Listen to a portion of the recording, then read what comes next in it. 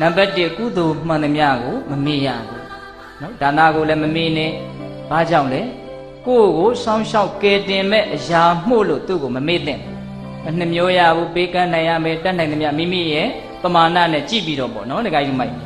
အဲ့ဒါလိုပေးကမ်းစွန့်ကြဲခြင်းဒီတန်တရားတစ်လျှောက်ကိုယ့်ကိုစောင်းရှောက်မယ်နောက်ဆုံးနိဗ္ဗာန်ရအောင်သူလည်းပဲဆောင်ကျဉ်နိုင်တဲ့အစွမ်းတတ္တိရှိတယ်ဒါကြောင့်ကိုယ့်ကိုကောင်းကျိုးချမ်းသာပေးမဲ့အရာမှုလို့သူ့ကိုကမေ့ထားလို့မသင့်ဘူးဒါကြောင့်ဒါနသည်ပထမမမေ့သင့်တဲ့တရားနောက်ပြီးရင်သီလကိုမမေ့သင့်ဘူးသီလကိုမေ့ရင်တန်တရားတစ်လျှောက်လုံးဒုက္ခရောက်ဟုတ်ရဲ့လားပြီးတော့ဘာဝနာတရားကိုမမေ့ရ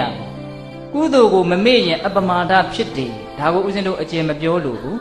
အကျဉ်ပြောကျင်တာကဘာလဲဒုတိယမမေ့ရဘူးဆိုတဲ့တရားဒုတိယမမေ့ရဘူးဆိုတာကဘာလဲဆိုသဘာဝတရားကိုမမေ့ရဘူး